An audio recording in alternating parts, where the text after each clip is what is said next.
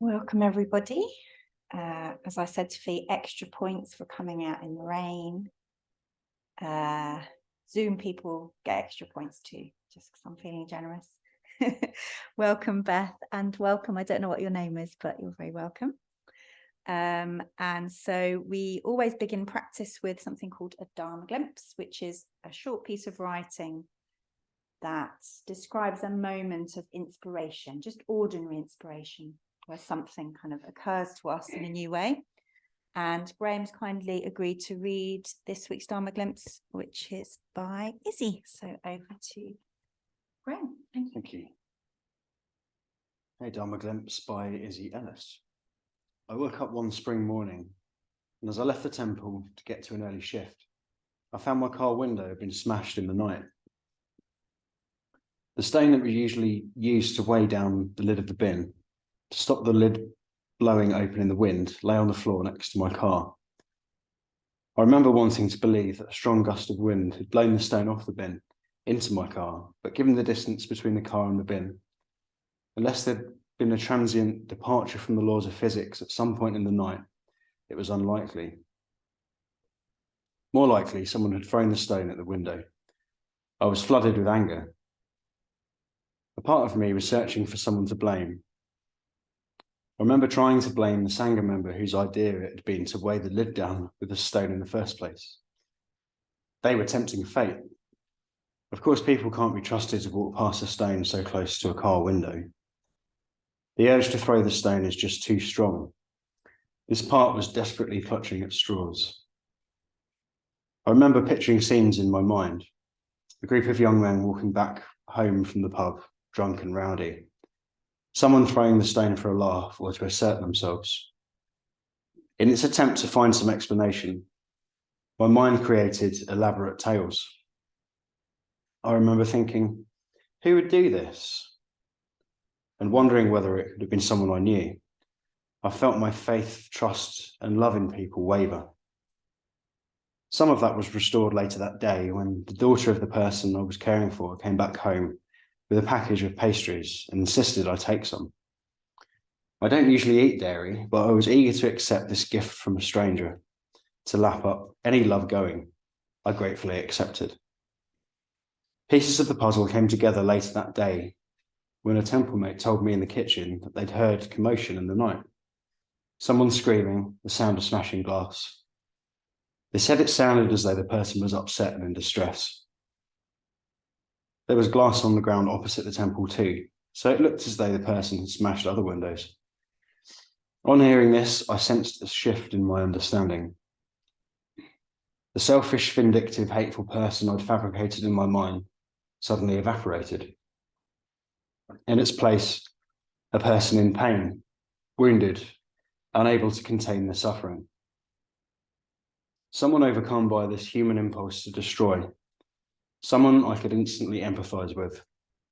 In that moment, my heart reached out to them and I wished them well.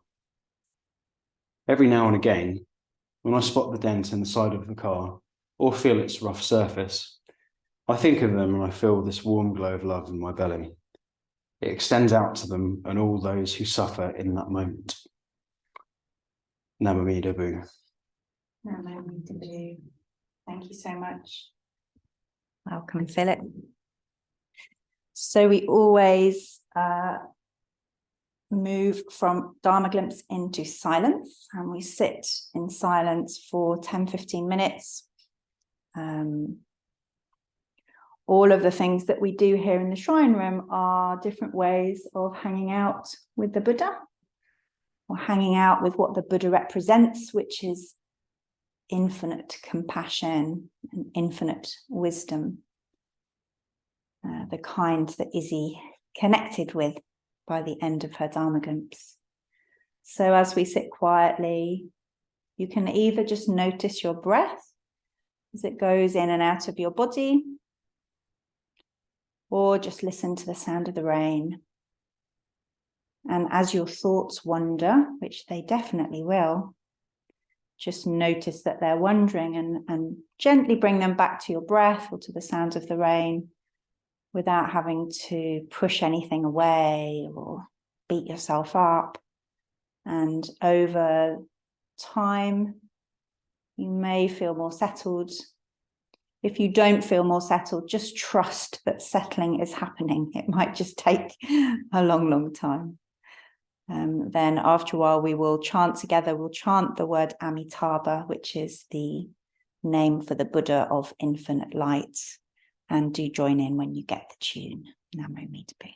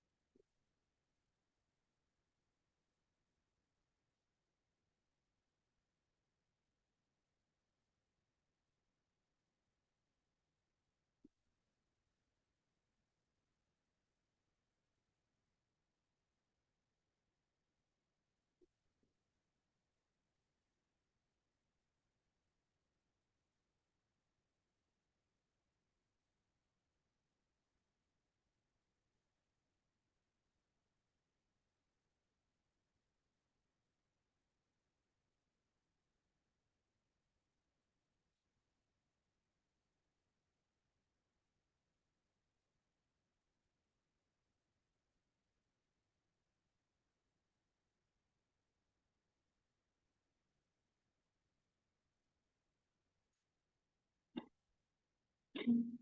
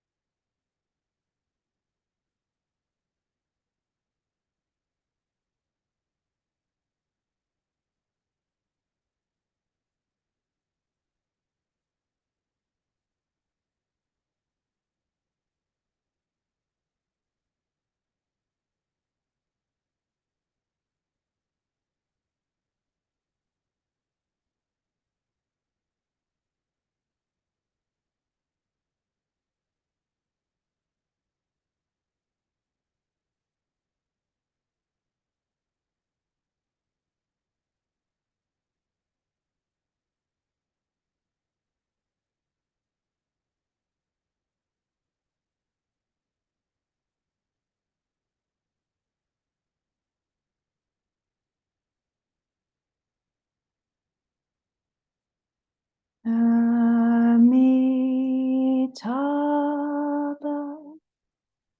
Amitabha.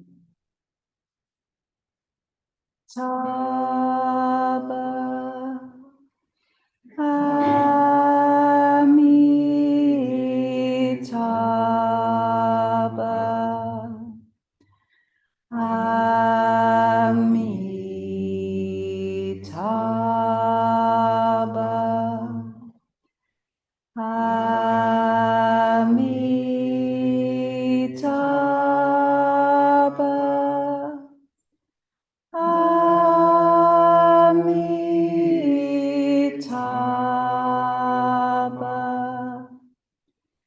Amitabha. Amitabha.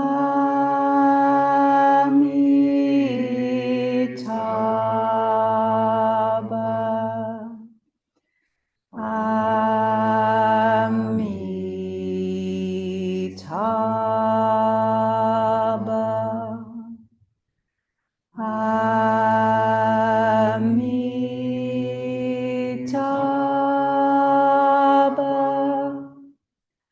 Amitabha. Amitabha.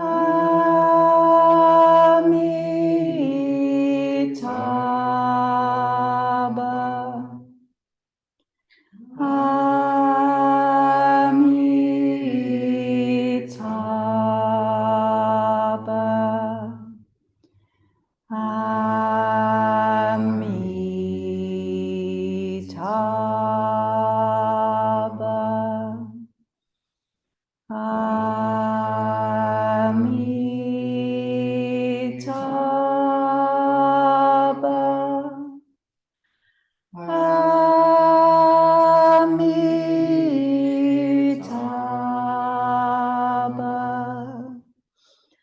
Amitabha.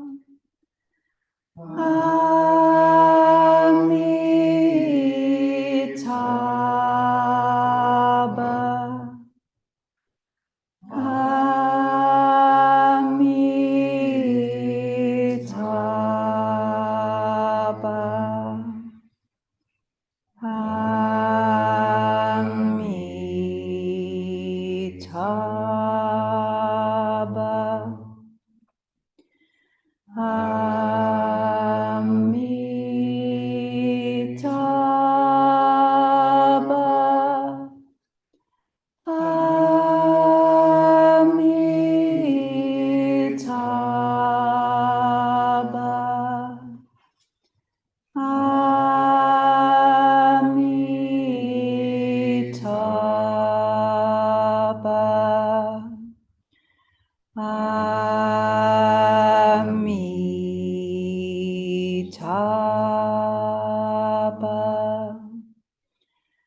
Amitabha.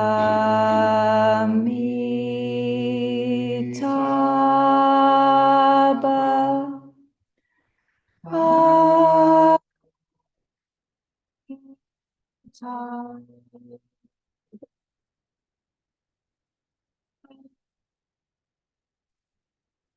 Amitabha.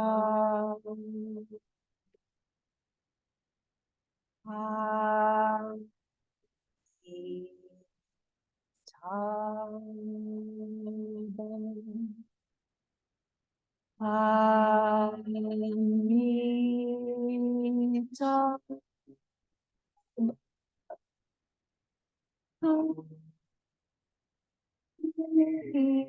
Amitabha.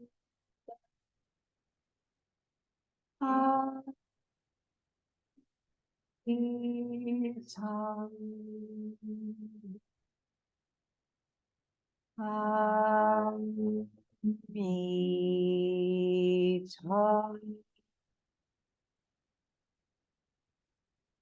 Amitabha.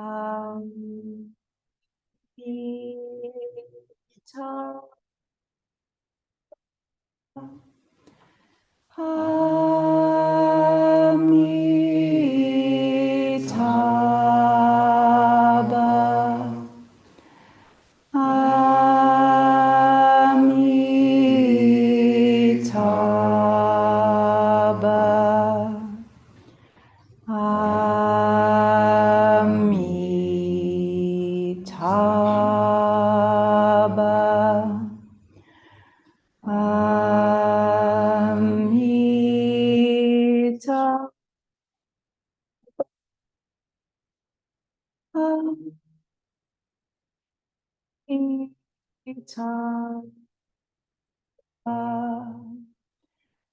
Amitabha. Amitabha.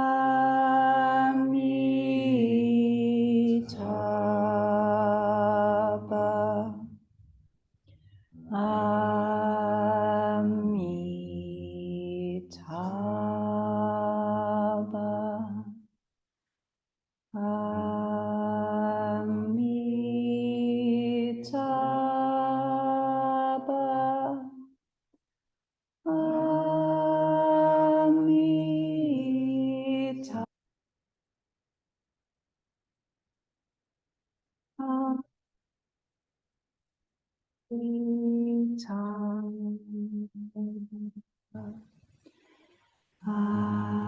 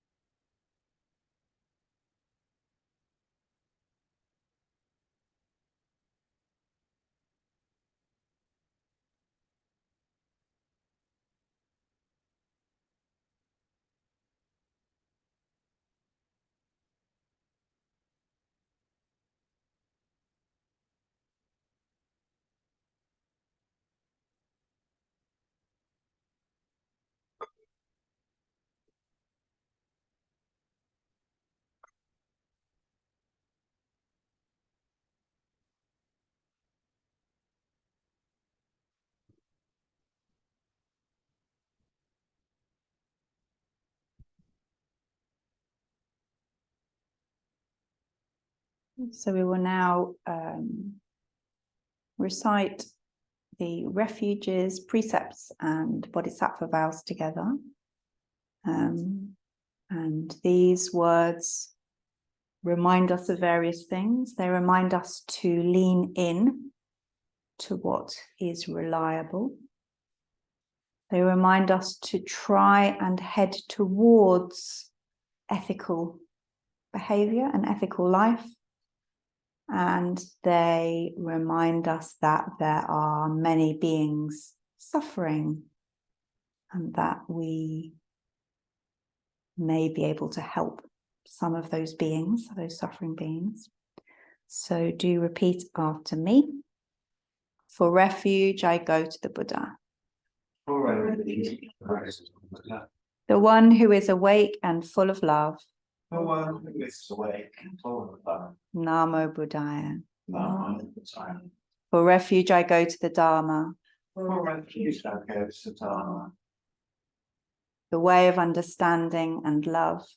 The way of understanding and love. Namo Dharmaya. Namo Dharmaya. For refuge, I go to the Sangha. For refuge, I go to the Sangha. Those who live in the Buddha's light. Those who live in the Buddha's light. Namo Sanghaya. Namo Sanghaya. With faith in the three jewels. With faith in the three jewels. I pray that I may not take life. I pray that I may not take life. With faith in the three jewels. With faith in the three jewels. I pray that I may not steal. I pray that I may not steal. With faith in the three jewels. With faith in the three jewels. I pray that I may not fall into sexual misconduct. I pray that I may not fall into sexual misconduct. With faith in the three jewels. With faith in the three jewels. I pray that I may not fall into wrong speech. I pray that I may not fall into wrong speech. With faith in the three jewels. With faith in the three jewels. I pray that I may avoid intoxication. I pray that I may avoid intoxication. No blame. No blame. Be kind. Be kind. Love everything. Love everything.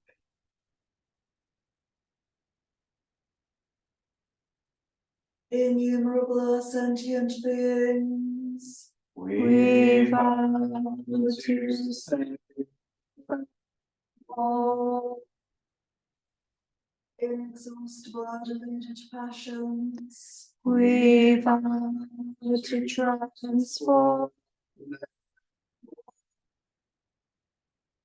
immeasurable undetermined teachings, We vow to master them all. infinite is the Buddha's way, We vow to fulfill it completely.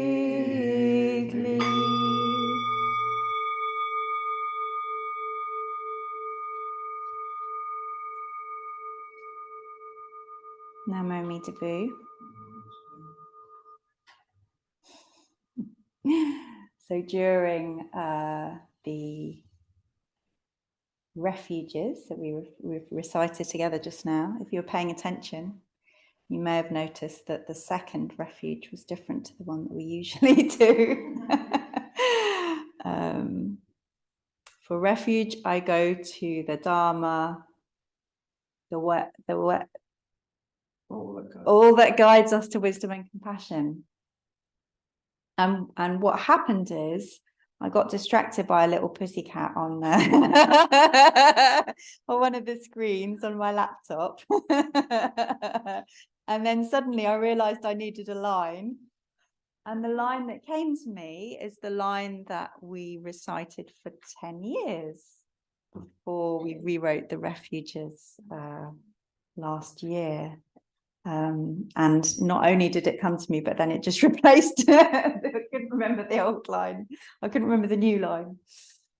It's fine, they both work in the same way, but I'm just smiling at how the brain works, how my brain works anyway, which makes me think about habits. That one of the reasons we practice here together and say the same things over and over again and do the same things over and over again is that it kind of drives it in really deep. Even when we're not paying attention, the words are going in somewhere. And that's why I really appreciate that we do things differently. So we have a fresh Dharma glimpse every practice session, and I talk about something different, or Casper talks about something different. But we also have these kind of standard words that we repeat over and over again. And there is something about that repetition that I think drives things in to our subconscious. It doesn't just stay up here somewhere, it goes right inside. And what Buddhists do as a habit, our main habit as Buddhists, is, as I said before, hanging out with the Buddha.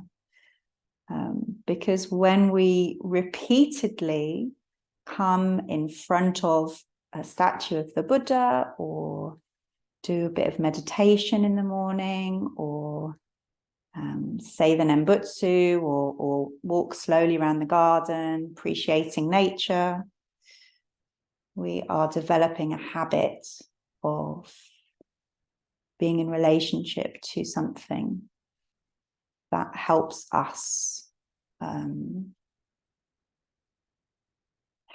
remember that we are good, helps us remember that we are flawed and forgiven, helps us remember that we can do good. And I'm really lucky because I live in a Buddhist temple, so I get to see Buddhas all the time. We've got a lot of Buddhas in this building. I have probably 5 or 6 Buddhas in my little office down in the flat. And that's because I need a lot of reminding that there are all sorts of other influences around that I develop other habits around. And I'm really interested in that moment in Izzy's Dharma glimpse earlier, where she was able to just shift her perspective and be curious about what state of mind the person that broke her window was in. And that kind of shift is also a habit, that shift between blaming or being afraid or being jealous, into just that little moment where we're curious for a second, or something softens for a second, and we can see the world through the Buddha's eyes.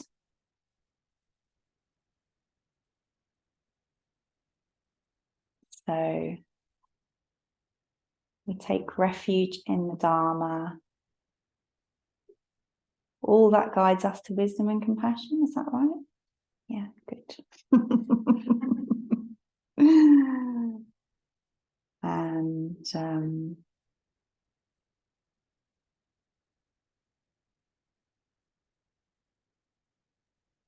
we take refuge in all those things that guide us to wisdom and compassion, and we do so over and over again until it becomes second nature and we don't even have to think about it.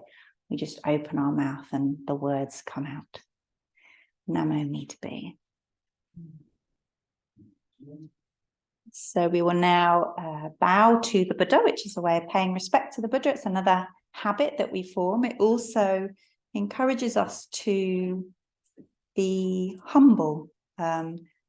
Being humble isn't always easy for us Westerners. It doesn't come naturally.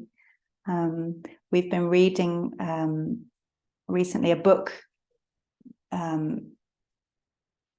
that says that to be humble is better than to try and be good, because there's something about coming to a realistic view of our limitations and our our flaws. And so when we prostrate to the Buddha, we are also saying, I lift the Buddha up above me, acknowledging my limited nature. And for me, there's quite a relief in that, to just be honest about that. As we prostrate, we chant Namo Amida Bu. So don't worry about getting the words and the tune and the movements all at the same time. And do as much or as little as your body allows you to. Namo Amida Bu.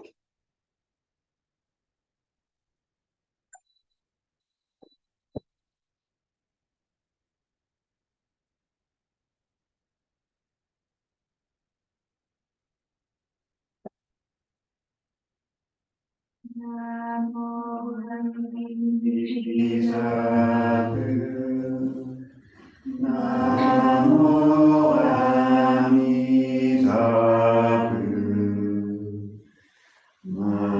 Namo Amida Bu.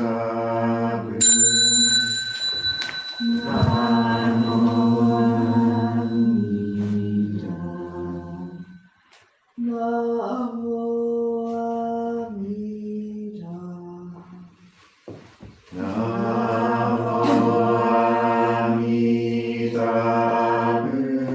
Amida. Namo Amida.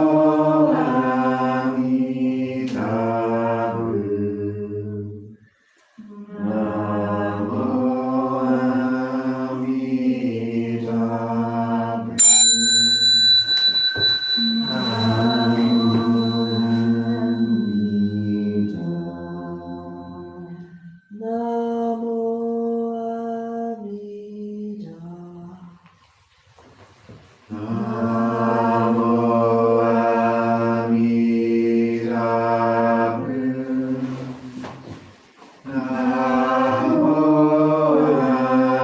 Namo Amida Bu. Namo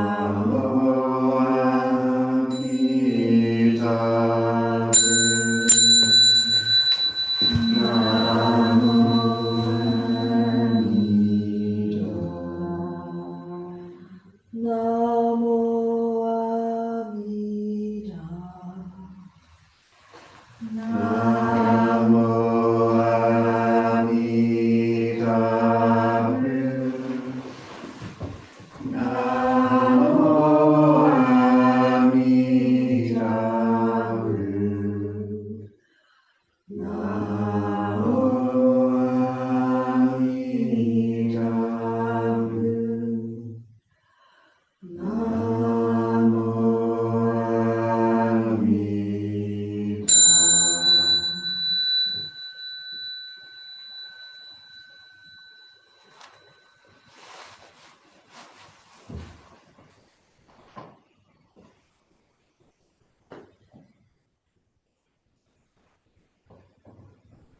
We offer this incense to Buddhas and Bodhisattvas throughout space and time. May it be as fragrant as earth herself, reflecting our careful efforts, our wholehearted awareness, and the fruits of understanding slowly ripening. May we in all beings be companions of Buddhas and Bodhisattvas. May we awaken from forgetfulness, realize our true home. Come back to stand at your seats. And then we will bow to one side and then to the other.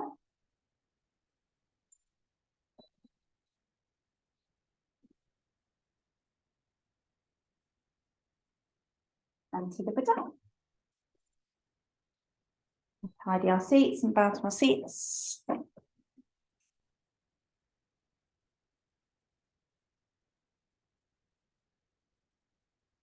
Announcements. We have this Saturday from 11 till 1. We're going to do some mindful maintenance around the temple, inside and outside, if you want to join us for an hour or more. And then next Saturday, it's no, not next Saturday. Is it 2 weeks? 2 weeks? Is it 2 weeks? Anyway, the 3rd of December, whenever that is Bodhi Day. Can't be 2 weeks. I hope it's 3.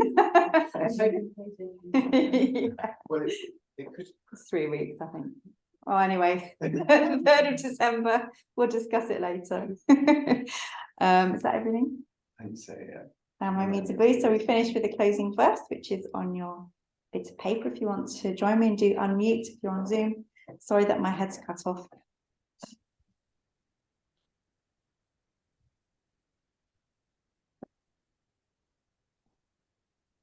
There we go. Just Graham's head that's cut off now. Blessed by Amitabha's light, may we care for all living things and the holy earth. Now my means food. So do